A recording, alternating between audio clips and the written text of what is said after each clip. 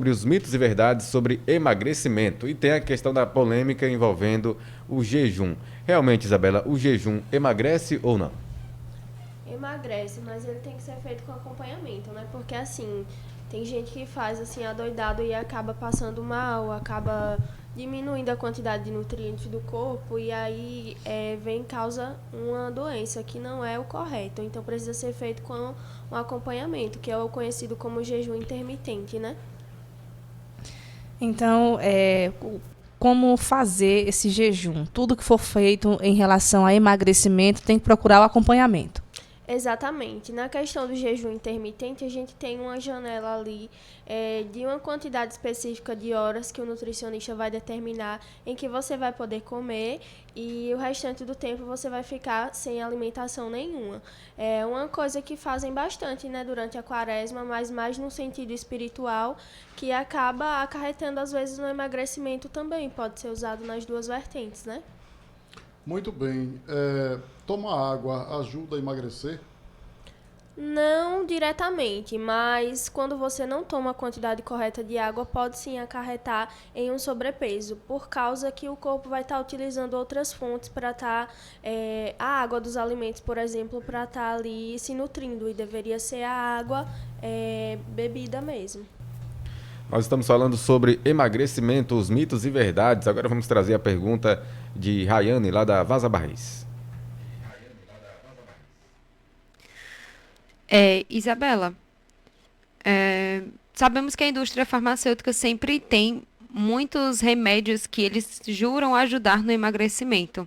A maioria desses que eles oferecem são chamados de remédios naturais, como chás, chamado desinchar e assim sucessivamente. Algum deles pode realmente ajudar no emagrecimento ou só prejudica de alguma maneira o organismo da pessoa que toma ele sem algum acompanhamento?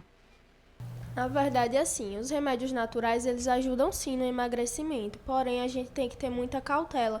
A gente teve um caso recente da cantora Paulinha Abelha, né, que a gente descobriu que a causa do falecimento dela foi devido ao excesso de medicamentos. Então, assim, não é porque é natural que é algo que pode ser utilizado indiscriminadamente, né, sem uma orientação. Existem chás que prejudicam a depender da quantidade, existem medicamentos que têm várias ervas misturadas que não deveriam estar juntas, então às vezes acarreta ali um problema de fígado, um problema renal. Então não é porque é natural que deve ser utilizado como se não causasse mal nenhum. A indústria farmacêutica também traz alguns medicamentos, né, que são mais famosos assim. Não sei se vocês já ouviram falar aqui que são as injeções aplicadas na barriga também, que ajudam sim no emagrecimento, mas eu bato muito nessa tecla, porque assim, eles são medicamentos utilizados, na verdade, no tratamento do diabetes. E aí as pessoas usam para emagrecer porque eles acabam inibindo a fome. E aí as pessoas utilizam, emagrecem e viram um efeito sanfona. Quando param de utilizar, acabam engordando novamente. Por quê? Porque a fome volta e não houve uma mudança de hábitos, não houve uma mudança de atitude na sua vida. Na verdade, era só um efeito colateral do medicamento, né?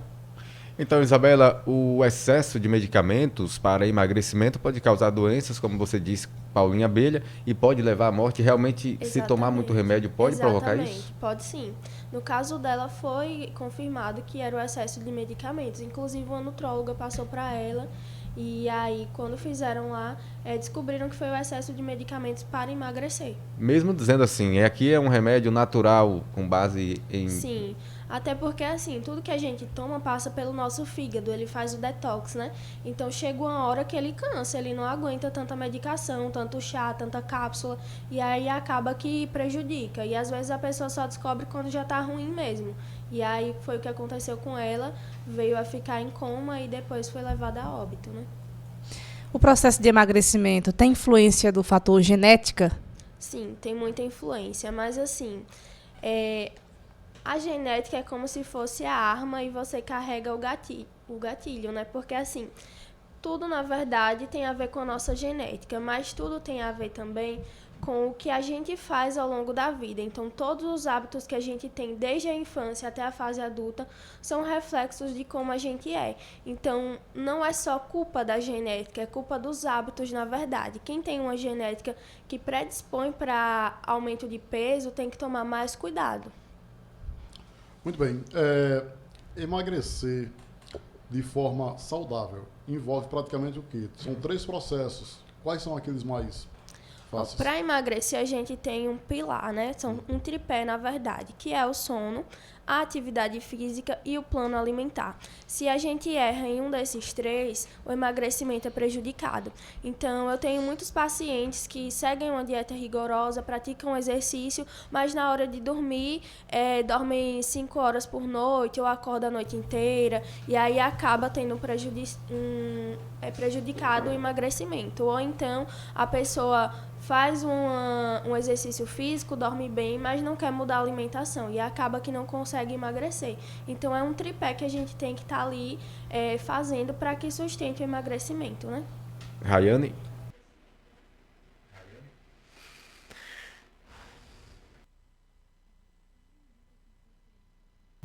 Seu áudio, Rayane?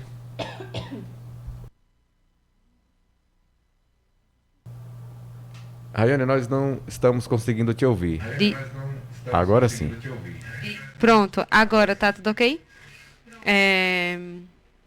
Existe a questão de você perder peso em um curto prazo de tempo ou isso vai muito do metabolismo da pessoa?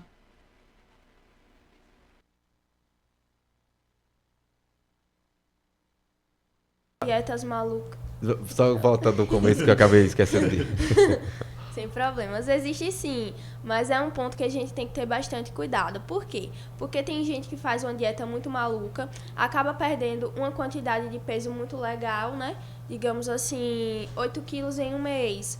Porém, quando a gente vai analisar a composição corporal dessa pessoa, ela não perdeu só gordura, ela perdeu massa muscular e água. E aí, o que é que acontece? É algo prejudicial, não é algo que a gente queira. Então, por exemplo, às vezes a gente fica doente e acaba perdendo peso. Tem gente que gosta, fiquei doente, pelo menos perdi peso. Você não perdeu gordura, você perdeu massa muscular. E isso não é legal. E aí é que complica tudo, né? Fazer aeróbico emagrece mais do que fazer a musculação? Não. Na verdade, o que emagrece é o plano alimentar. Exercício físico não emagrece sozinho. Não adianta você fazer exercício e comer a quantidade de calorias além do que você gasta. Você tem que comer menos do que você gasta, independente se você faz exercício ou não, você vai emagrecer. E esses cremes redutores de medidas são reais? Como é que isso funciona, gente? Na verdade, esses cremes, né, as massagens e tudo, eles ajudam na retenção. Então, querendo ou não, quando você mede com a fita, acaba que a pessoa perdeu sim medidas, mas foi de retenção líquida, não é gordura. Não tem como perder gordura com creme, com massagem. Se fosse possível, era muito fácil, né? Só passar o creme ali e tá resolvido. Tava todo mundo magro. Tony Filho. Muito bem, então emagrecer é fácil, preciso só fechar a boca, mito ou verdade? Mito, porque envolve várias questões, inclusive psicológicas, envolve uma mudança de uma rotina, de hábitos que você tem durante toda a sua vida, envolve parar de comer coisas que você está acostumado, que você ama, parar às vezes de sair muito com os amigos, porque quando você sai você acaba comendo além do necessário, né? Então, assim, é todo um contexto que a gente tem que estar avaliando, conversando com o paciente. Na verdade, é uma mudança mesmo que tem que ser muito bem pensada. Rayane, sua última pergunta? Muitos esteticistas, né, utilizam das enzimas como para auxiliar no emagrecimento. Elas realmente auxiliam ou atrapalham de alguma maneira?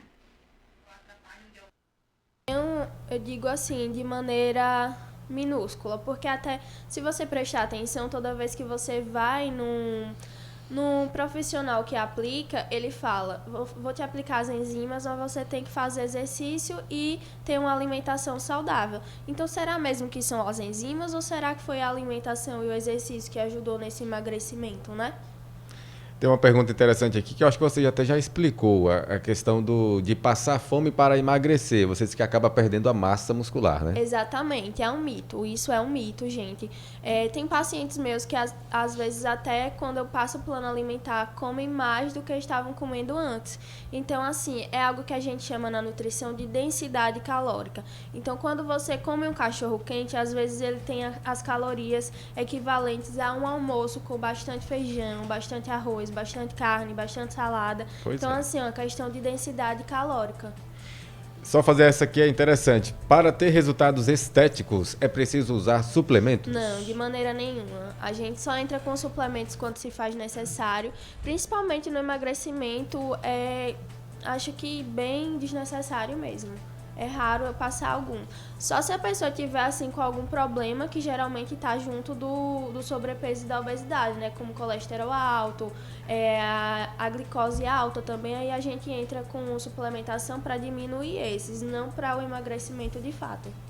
Isabela, e para a gente fechar, qual foi o mito mais absurdo que você já ouviu aí na sua carreira? O mito, acho que carboidrato que engorda. Carboidrato à noite engorda, né? E na verdade é um mito. O que engorda é comer além do que você gasta, como eu falei. Não é carboidrato não, tá? Parem de temer o carboidrato. Obrigado e um abraço. Boa quinta-feira. Obrigada a vocês por estar aqui mais uma vez.